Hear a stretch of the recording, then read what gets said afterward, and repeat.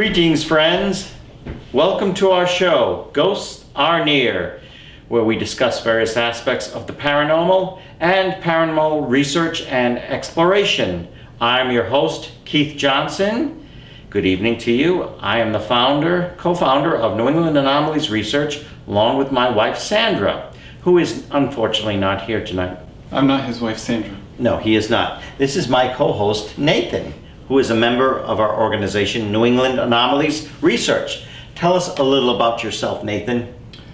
I've been helping out with Ghosts R N.E.A.R about 6 or 7 years now, and been part of the team for about 3 or 4, and I'm glad to be on the team.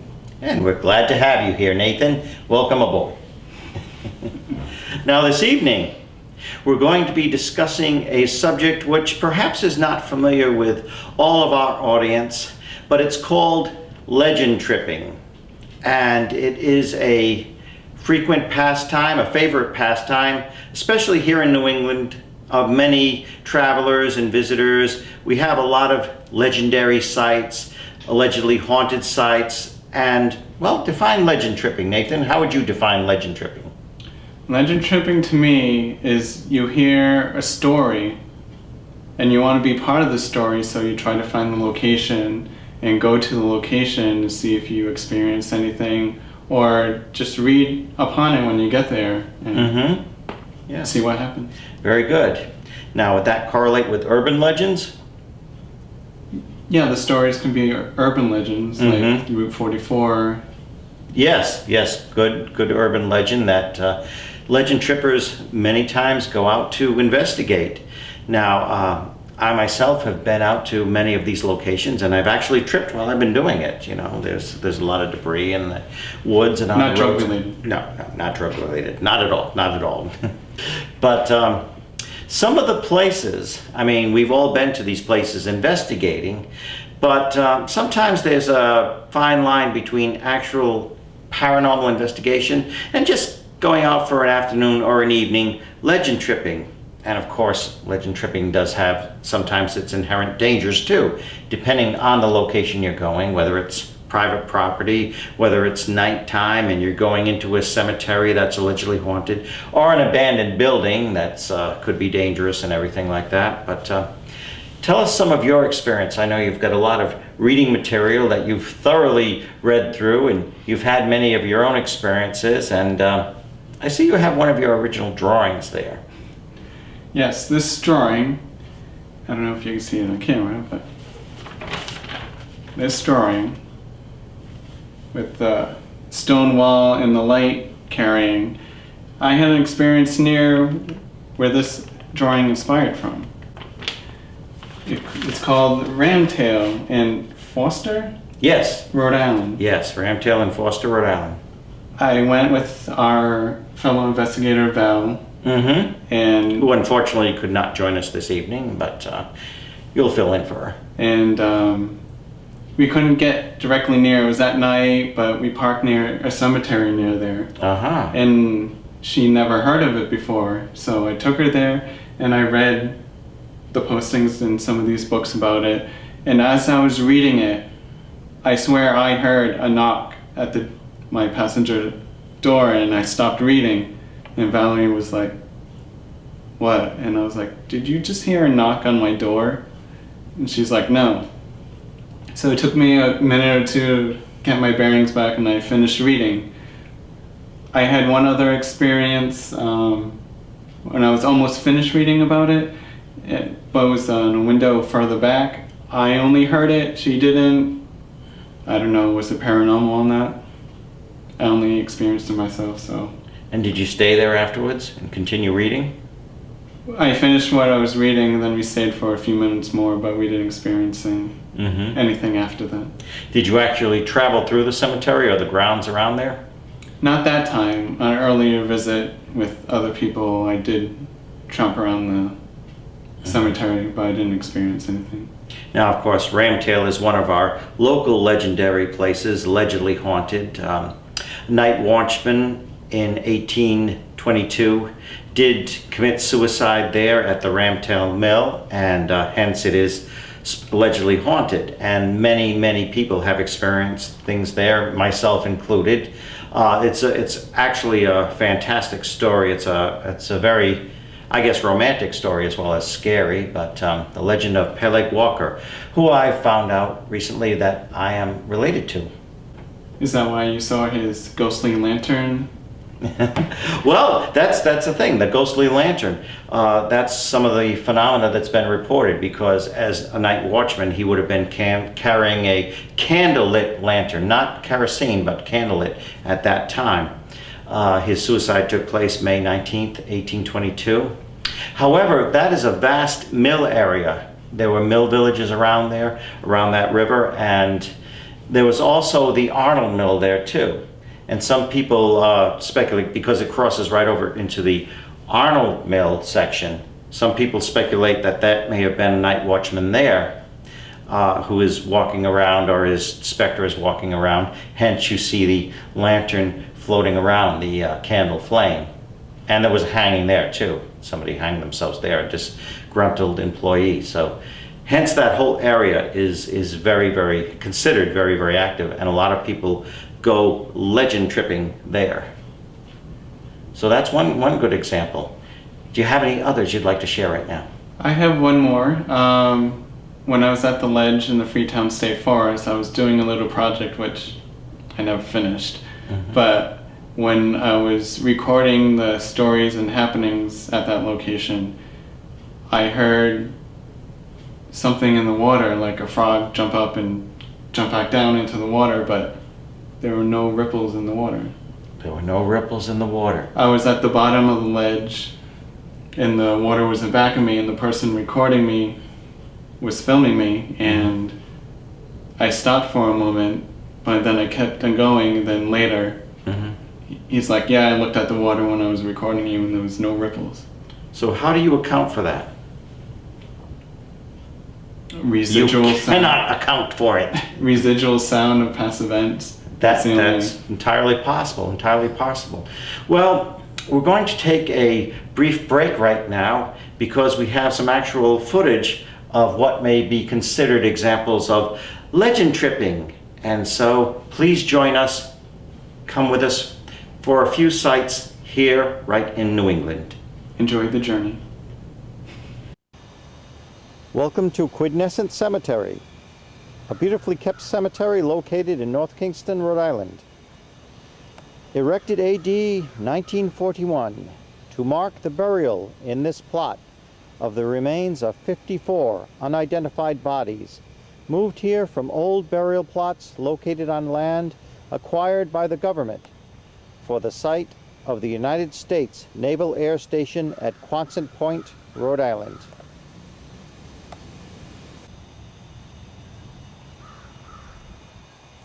It is for this reason that some people believe this cemetery to be haunted. However, I personally have never experienced any paranormal activity in here at all. Is this place haunted? I don't think so. Have you ever experienced anything unusual here? Not a thing. I have not experienced anything out of the ordinary in this cemetery. It's completely serene and peaceful. There are, however, strangely shaped mushrooms.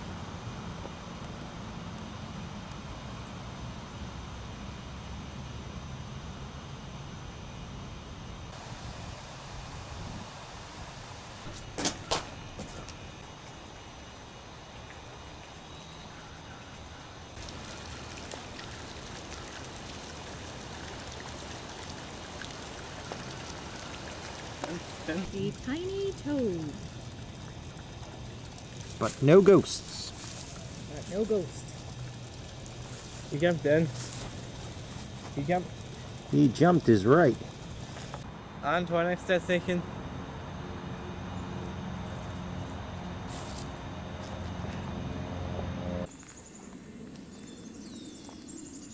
A holding crypt located in an historical cemetery in North Scituate, Rhode Island. It was the scene of occult worship at one time, dating back to the early 1970s. And at one time,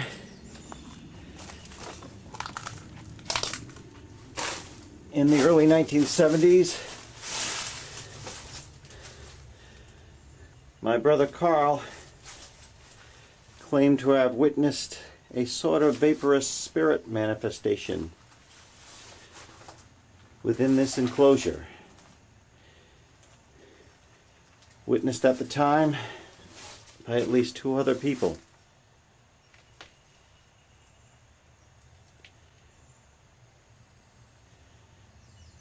What's the meaning of life?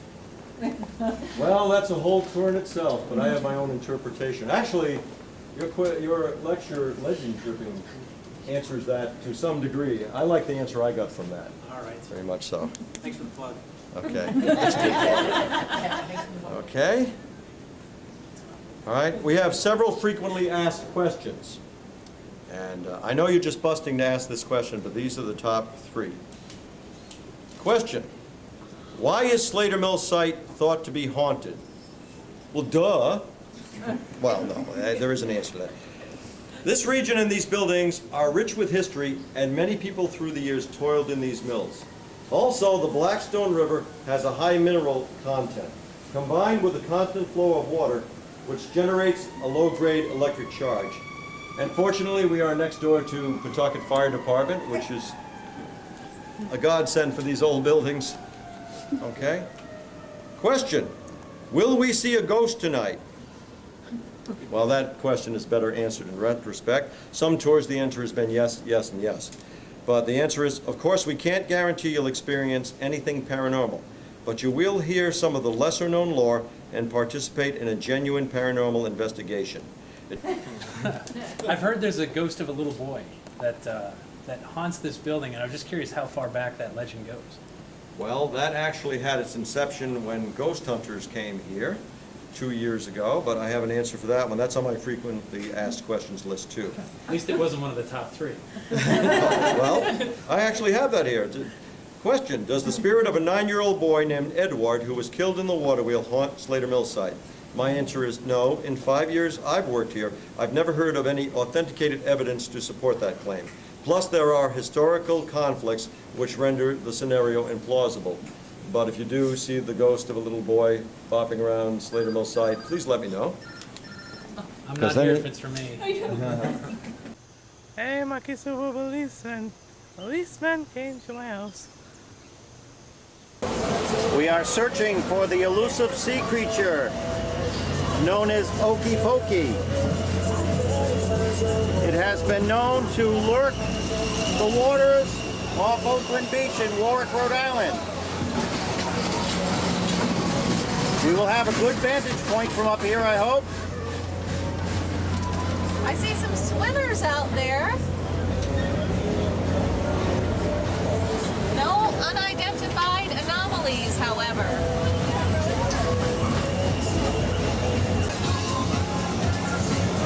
Keith, tell me if you catch sight of Okey Pokey. Okey Pokey would be out this way, Keith. See where those people are swimming? Risking life and limb? But I don't see him. You just can't tell what might be lurking out there in that murky Oakland Beach water. Yonder, Sandra.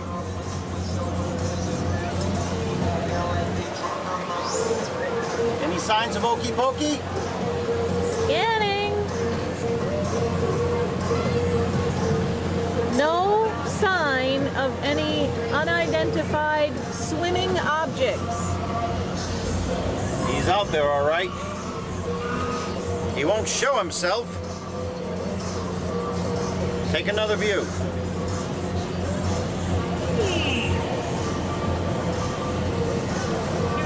Scanning for USOs.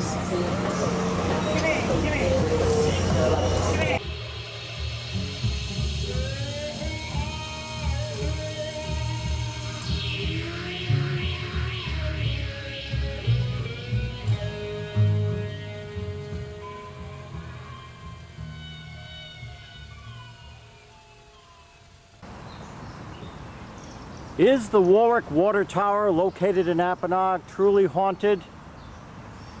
Well, my pal Dave Madison actually did scale it when he was a teenager years ago.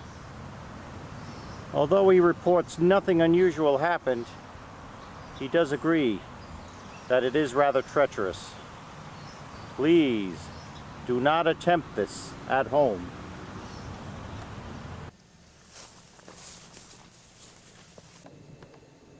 Halloween week 2006. The Phantom Dogs of Hell's Gate supposedly made an appearance outside of this cemetery in West Greenwich while I was here with Rosemary Ellen Guiley, giving her a tour of the cemetery.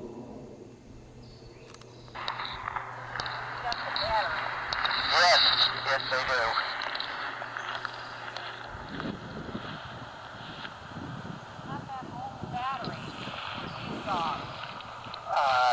Don't know. How many are there?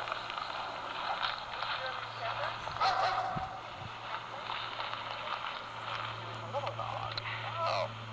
Well, there is a legend that down the street there's a big dog and a smaller dog, and they tend to materialize and hang around people. Ray Dwallaby, have you ever encountered the Phantom Dogs of Hell's Gate in the perimeter of this cemetery? I have not, simply because this is my second time being here, and the only thing I've encountered is people or insects the last time I was here, but no dogs, no hounds. No ghosts, witches, or vampires either?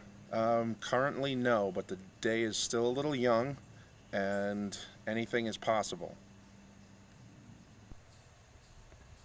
Alright, I was taking pictures in the cemetery. I had just put a freshly charged battery in my camera minutes ago. Taking pictures of everything, every landmark that we discussed in the video. Everything was fine. Took the row of pictures back there where Nellie's grave is supposedly. Walked over, and there's a little gravestone, which we'll go to in a second, that's leaning against the wall. It says Noah. I took the picture of the Noah gravestone, and then it was dead, and now it just came on. It's a full battery, okay? If it does it again, then, if not, it was a fluke.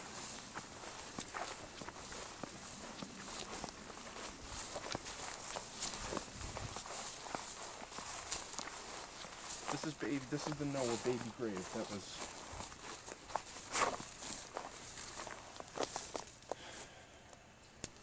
Alright. Camera's on full auto.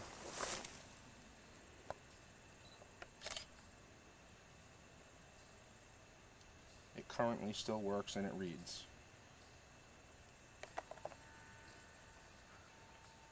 But this is where I was when it basically just went dead. And I turned it on, turned it off, nothing. But this is the spot after I'd taken pictures all through here. That was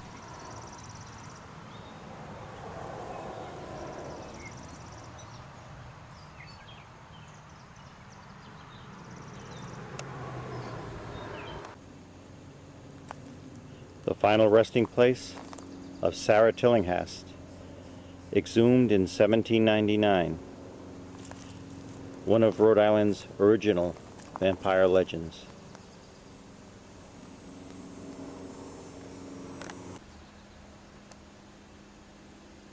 The grave of her mother, Honor Hopkins Tillinghast.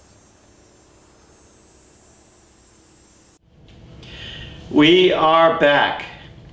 Well, Nathan, what did you think of that footage? Some familiar faces, right? And places? In places, yes. I've been to the, what is it, the Quidnesset Cemetery? Quidnesset Cemetery. Beautiful, beautiful, well-kept cemetery. And the Sarah Tillinghast Cemetery. Mm-hmm. Yes. Those are a couple of places that I've been to. Mm-hmm. There was also a brief shot of the Chestnut Hill Cemetery where Mercy Brown is buried. Now, of course, we have our vampire legend, and that creates a lot of legend tripping again. People go out looking for these vampires, but there's many conflicting stories. There's the actual history. These people really did live, but as far as the haunting aspects, that's where people go out to investigate, and there's a lot of obviously misinformation, and people, they go hoping for a full-bodied apparition and things like that. But and if you want to know more information, see our episode on Food for the Dead episode with Michael Bell. Yes, yes indeed. Michael Bell, very knowledgeable. He's done some incredible research on these vampire legends, and he himself does speak about legend tripping, people going out to these cemeteries and looking for the vampires. Now, of course, there's urban legends associated with some of these cemeteries too, like the Nellie Vaughan Cemetery. There's a legend that if somebody wants to sacrifice their dignity enough, they run around the perimeter of the old church there 3 times and call out, "Nellie Vaughan," and she will appear. I never attempted it. I doubt if she would. But there have been people there, and including our friend Charles Gardner. He's been there, and he has actually had a sighting of some mysterious ghostly specter, female, decidedly female, and some people report some very strange occurrences there. But of course, then you get the people going in and performing cemetery tripping, and then you're doing the worship, the occult worship, to try to actually get something to appear. And that big stone sarcophagus like slab there, people have been chipping away of that. Fortunately, they've recently repaired it, so AKA Barnabas Collins, the Blood Countess Nellie Vaughan, lives in there, and she's just waiting to escape. And some people really do believe this, and but I mean, all over Rhode Island and New England. Of course, there's Precious Blood Cemetery in Woonsocket, Rhode Island. You've been there? Yes, I have. In fact, I have a picture of you there for proof. Our fellow investigators, David, Dan, and Janine. Mm-hmm. Ever experienced anything unusual there? No. Have you? Yes. Oh, yes. Yes, decidedly. Every time I visited there, we go away with some kind of evidence in the form of EVP. But, of course, Rose Ferrin is buried there, and she is an alleged stigmatist. She did receive the wounds of the Passion, which bled afresh on holy days. Very, very painful. But, yes, someone who was considered for sainthood is actually buried there, so... And plus, there's the big, of course, the mayor's burial place there, which looks like an old Greek amphitheater. I guess it's modeled after. It's wonderful for picture taking too. Wonderful. But people go there because of, again, the legends, that they see things there, and some things are true, some things are not. But the only way to go out there is to investigate for yourself. But and supposedly you can see the mayor's ribs when you look into the back of the... Yes. Another urban legend. Of course, that's all, caged off and fenced off and everything like that. Years ago, Sandra and I were there with Brian Hanwar, and there he is shining a light in, and saying, look, you can see the mayor's ribs, you can see the mayor's ribs. And I looked in there, and I just saw a burnt bunch of debris. It could have been anything, but that's kind of, I think that would be against health laws, no matter how much influence you have, to be actually buried somewhat above ground with an opening there, just resting on a table. Plus, there was the flooding, the Great Flood, the hurricanes of 1954 and 1955. It's kind of, sad to think of the mayor's remains floating around with that place completely flooded and with inside, and then they settle down once the waters recede. But some people will believe anything. Isn't there a story about when the river overflowed? Oh yeah, well that's true. That's true. The Blackstone River did overflow in 1955, and of course Precious Blood Cemetery is located on a hillside. When the Blackstone River overflowed, many of the coffins, and there's actual footage of this in the Pawtucket and Woonsocket archives, the coffins washed out, Some of them floated along the Blackstone River. Some of them made their way out to Narragansett Bay, were never recovered. Some were recovered but not identified. So today, sometimes you don't know who's buried exactly where in Precious Blood Cemetery. Another reason why it could allegedly be haunted. And don't you have an interesting EVP about a cat? Oh yes, yes, yes. Very, very interesting. And you know that EVP has faded so much, and we're so sorry it has faded. We've tried to upload it and enhance it, but Sandra and Brian and I were there one evening, and it was a full moon, a moonlit evening, and it didn't dawn on me till afterwards. This is Beltane, you know, and it's a pagan holiday, but of course some people are going to use that as an excuse to go and do desecrations and things, but we did find a cat carcass, and it was rather mutilated with bugs all over it, and Sandra was very upset, and Brian even commented that it looks like something Chewbacca might have been eating, but you know, I was recording and we were looking at the cat in the moonlight. When I played the recording back, just as we were leaving the cemetery, you heard this voice very, very clearly at the time, an EVP voice say, "Dear people, what's a dead cat?" Now we've tried to enhance that EVP, and unfortunately it's you can hardly hear it at all now, but it was so clear when we recorded it. And that's one thing about the phenomena of EVP. They don't always stay. They, you know, sometimes they'll stay for a while, and the rest of the voices, the human voices, will stay on the recording, but the EVP will kind of sometimes fade or disappear altogether. So, but Precious Blood Cemetery, a lot of people do visit that. Do you have any other interesting legend tripping adventures you'd like to share? Oh, there's a lot. The more you think of it, the more, you know, like the, you mentioned one earlier, the red-headed phantom of Route 44. You can tell about that. The hitchhiker. Supposedly, if you go to a certain section of Route 44 and you have 3 people in the car, you save 1 seat for the phantom hitchhiker and who appear in that last spot. But if you were saving that spot and you saw him, would you pull over and let him in? Kind of defeats the purpose. Well, I mean, we could. We'll have to do another show about this sometime, because there's just so many legends we could talk about, legend tripping, and our friend Jeff Belanger, of course, is very knowledgeable, and the Spooky South Coast crew, they're very knowledgeable. They actually do legend tripping events, so we'll have to get on that. But Nathan, you want to say some final words? Yes, if you're going to go out legend tripping, be respectful for yourself, go with the open mind and the right mind, no other influences, and respect others physically or spiritually, and respect the location, because if you get caught doing something bad, it ruins it for the rest of us. Well said, Nathan. Thank you very much. Thank you. That's our show for the evening. Thank you very much for joining us. Happy legend tripping. Good evening, friends.